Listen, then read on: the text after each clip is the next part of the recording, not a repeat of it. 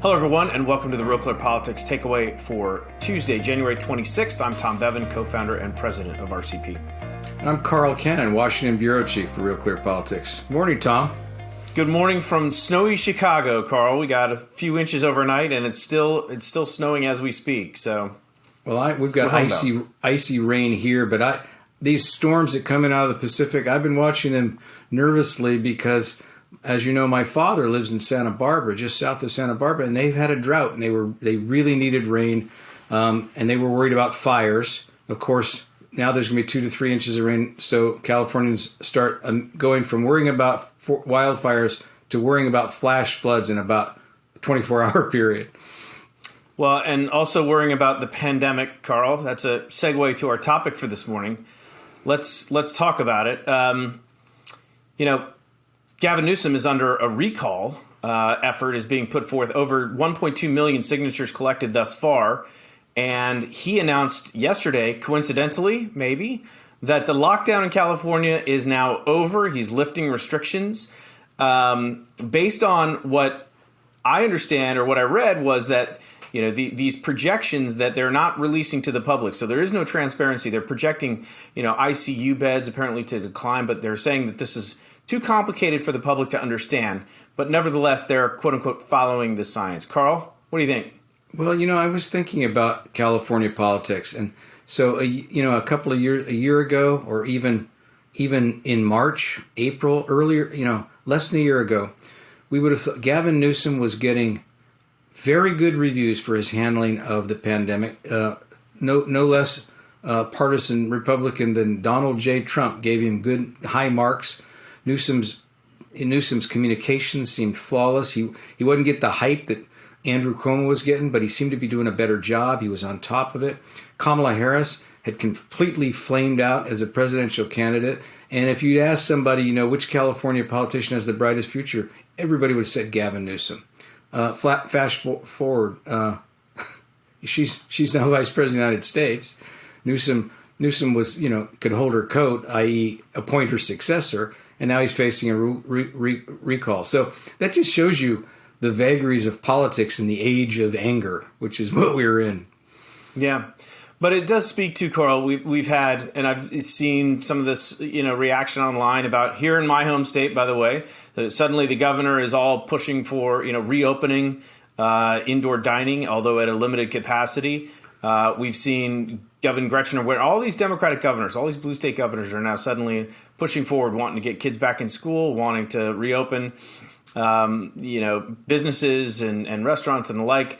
Does this tell us that this was political, Carl?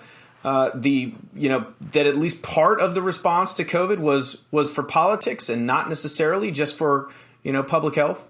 Tom, I don't want to go there. Even in my mind, I think these governors have had a very difficult choices to make, all of them, Republican and Democrat. All these governors have had a very difficult choice to make. Tom, you and I talked about this. We've been talking about this off and on for a year. Dr. Anthony Fauci is, an expert in virologist. He knows more about infectious diseases, I'll stipulate, than anybody. Deborah Birx, same thing. But they're not experts in the economy, in education, in clinical depression. In the ancillary costs of this have proven to just be horrendous. And I'm not just mean the lockdowns, the pandemic itself. Healthcare workers are stressed. Nobody thought, you remember this a year ago? Nobody thought we'd be canceling, March Madness would be canceled a year ago today. But nobody thought a year later we'd still be dealing with this. And I just think these governors have very tough choices to make. What I'm looking at is the disparity in the ability of these governors and the states to give the vaccines. West Virginia has given, 85% of the vaccines that have gone to West Virginia are in the arms of the people of West Virginia. In Virginia, where I live, right across the border, it's less than 50%. California is even less than that, and California is having trouble even keeping records of how many vaccines it's administering. This seems like a systemic failure of politics and policy, except in a very few places. Puerto Rico's done much better than Virginia. Puerto Rico.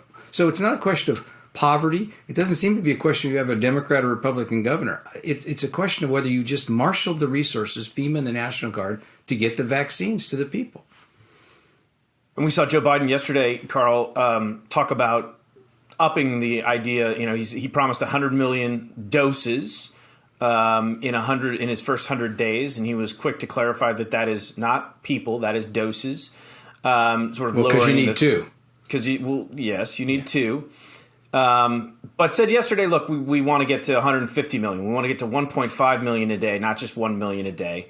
So sort of upping the expectations because, quite frankly, he was receiving some criticism that, you know, 1 million doses a day was already where we were at when he took over. But also, concurrently, Carl, we have this stimulus bill, this COVID relief bill that is working its way or going to start working its way through Congress. 1.9 trillion is what Biden is put forward for the Congress to consider. And he said yesterday, look, he's willing to negotiate on different aspects of that bill. What do you think? How quickly is this going to get done? What's it going to look like in the end?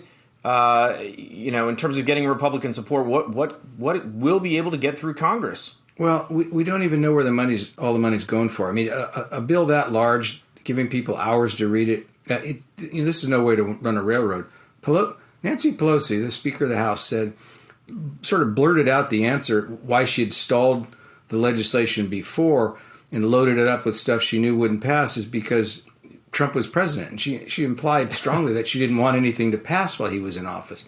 And we're hearing from the states that one of the reasons they don't have the infrastructure to give out the vaccine is because they weren't giving the money or the planning from the federal government. So, I mean, you can point fingers, but it seems like it's, as I say, a systemic failure of politics in this country. Why weren't these states ready for the vaccine? The reports that it worked were out in, the preliminary reports were out in October. The drug companies didn't release it until after the election. That's a whole nother problem.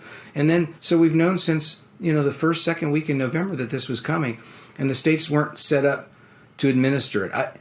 If that's partly because Congress was playing politics, that's shameful. And the other person, people are wondering about what he was doing. For 2 months, Donald Trump, after we knew we had a vaccine and we knew that Joe Biden had won the election, Trump spent the entire time, it seems to me, golfing and talking about how he really won the election.